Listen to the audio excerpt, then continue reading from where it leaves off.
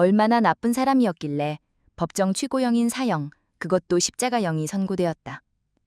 십자가형을 받는다는 것은 그 죄수가 죽어 마땅할 뿐 아니라 곱게 죽어서도 안 될 만큼 나쁜 사람이라는 의미였다. 그러나 서서히 생명이 꺼져가는 그 죄수의 마음에 퍼즐이 맞춰지듯 새로운 생각들이 조각조각 이어지고 있었다. 성령께서 그의 마음을 비추셔서 차츰차츰 확신의 고리가 연결되었다.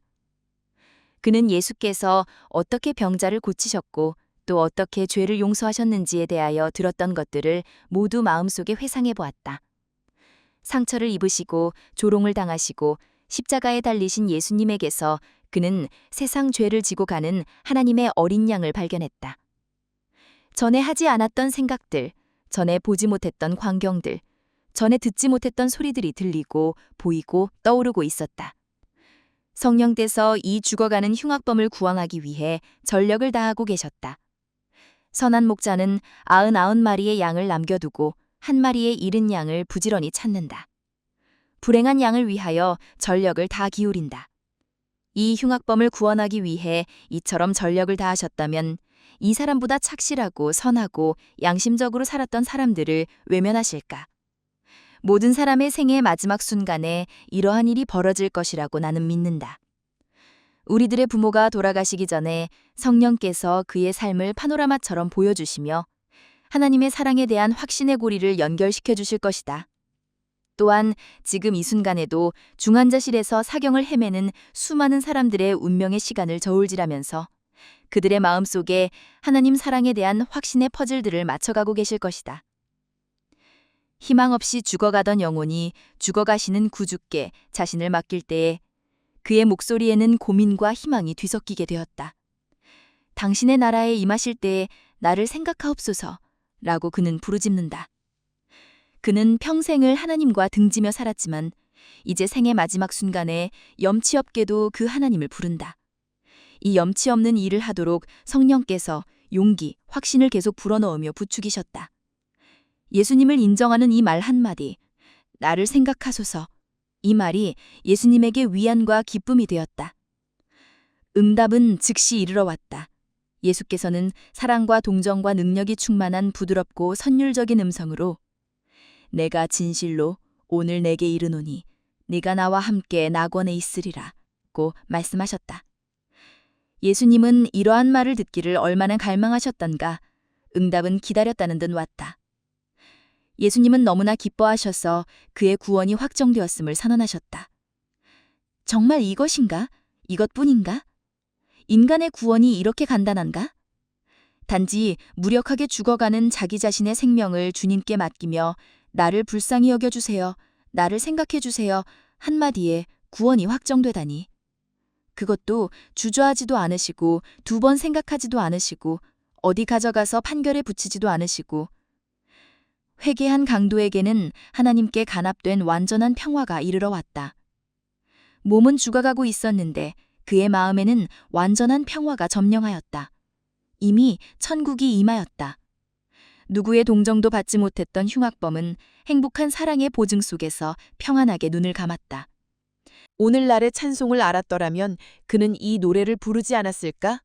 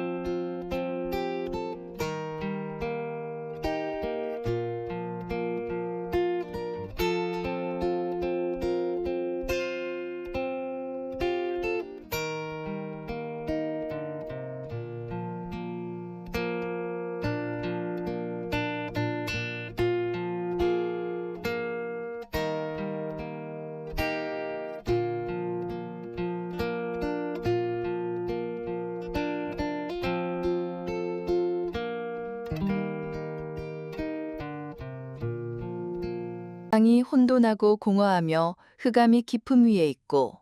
창세기 1장 2절. 혼돈, 공허, 무질서를 질서로 가꾸신 하나님.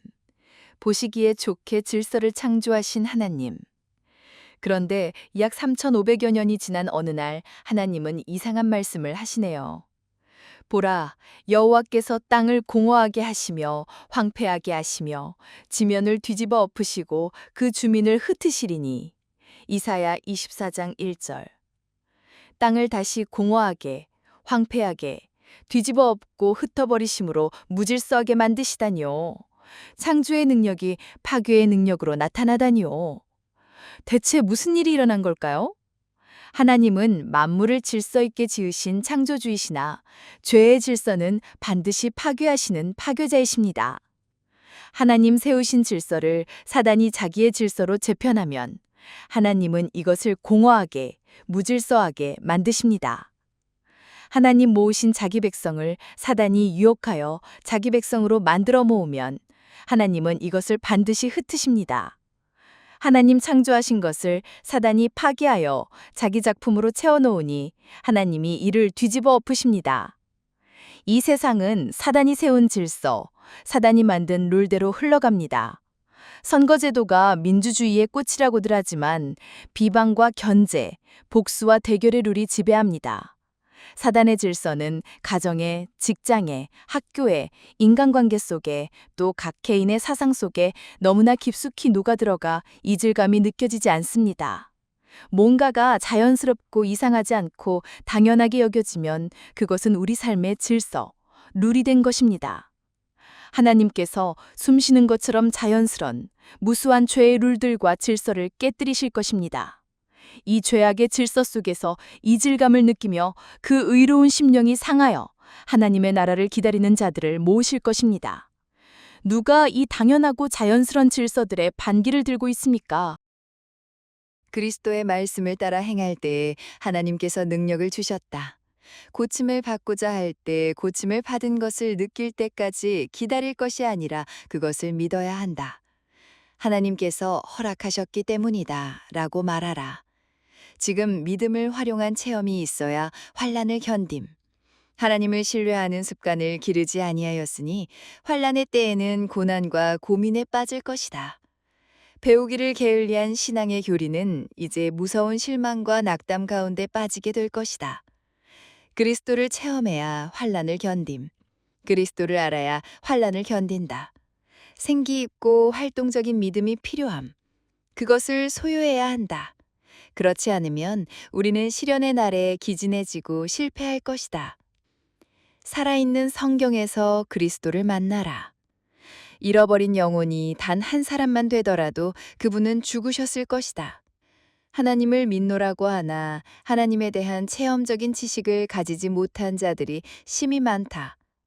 그리스도와 사귄다는 것이 무슨 뜻인지를 경험을 통하여 깨달아야 한다. 그리스도와 사귄다는 것, 그리스도를 체험하는 것, 말씀을 따라 행할 때만 가능하다. 말씀의 약속 외엔 어떠한 증거도 없을 때, 그 빈약해 보이는 한 조각 약속만을 믿고 나아갈 때만 그리스도를 경험하고 그분과의 교제가 시작된다. 밖으로 나가는 야성을 잃어버린 세대여.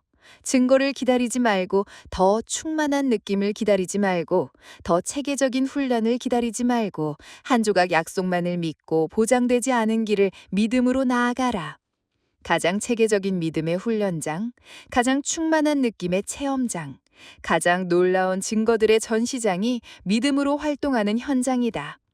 다지런한 손길이 어려운 형제들을 돕는 현장에 능숙하고 동정적인 손길이 환자들을 어루만지고 위로하러 찾아간 그 현장에 사교적이고 다정다감한 형제가 말동무가 되어주기 위해 작은 자들을 만나러 간 현장에 심지어 입술이 둔하고 소심한 형제가 이것답게 드릴 것 없다며 손과 발 들여 찌라시 같은 전도지 돌리러 나간 현장에 될 만한 증거를 살펴보지 않고 가능성을 계산기 두드려 보지 않고 복음을 누가 받아들일 것인가 선별하지 않고 돌짝밭이라도 길가라도 가시밭이라도 실패가 확연해 보이는 곳에도 한 조각 약속의 말씀만을 믿고 가는 그 현장만이 그리스도를 경험하는 현장이다.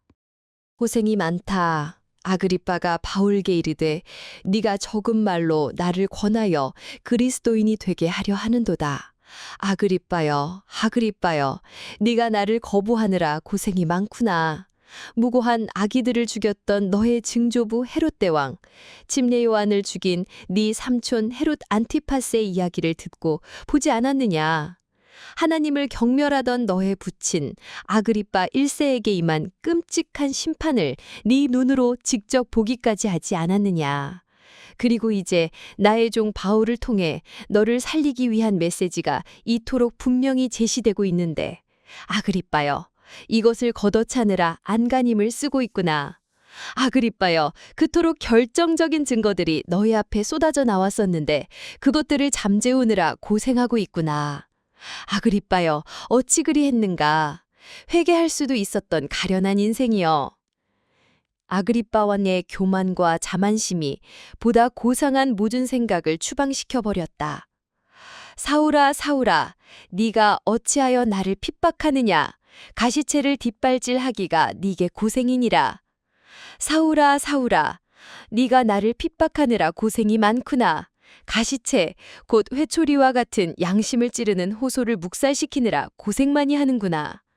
네가 체포하고 죽게 한 수많은 그리스도인들이 나타내는 온유와 충절과 보복하지 않는 사랑의 증거를 보지 않았느냐? 내 종 스데반을 통해 널 살리려는 메시지가 그토록 분명히 제시되었는데, 사울이여, 이것을 걷어차느라 안간힘을 쓰고 있구나. 구주께서는 스데반을 통해 사울에게 말씀하셨고 성경으로부터 끌어내는 스데반의 명석한 논리를 반박할 수가 없었다.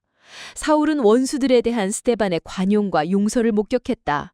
어떤 그리스도인들은 그들의 신앙 때문에 기쁨과 생명까지도 버리는 것을 보았다. 이 모든 증거가 사울에게 소리 높여 증거하고 있었으며 그의 마음속에 확신으로 다가왔다. 그러나 그가 받은 교육과 편견, 제사장들과 관리들에 대한 존경, 그의 인기에 대한 자만심이 그의 양심의 소리를 거역하고 하나님의 은혜를 배반하게 했다. 그는 밤이 새도록 이 확신과 싸웠지만 끝내는 예수는 메시아가 아니라는 자기의 신념을 표명하는 말로 씨름을 끝냈었다. 여기저기서 외쳐지는 말세에 대한 징조들, 그리스도인이 아닌 무신론 과학자들도 연일 경고하는 세상에 일어날 큰 재앙들, 그 속에서 창조주 하나님께서 호소하십니다. 구원의 초청을 거절하느라, 마음의 확신을 잠재우느라 고생하구나. 너희는 인생을 의지하지 말라. 그의 호흡은 코에 있나니 수를 칠 가치가 어디 있느뇨. 여호와를 의지하라. 그는 너희의 도움이시오 너희의 방패시로다. 네 하나님 여호와를 사랑하고 그의 말씀을 청종하며 또 그를 의지하라. 그는 네 생명이시오 네 장수시니.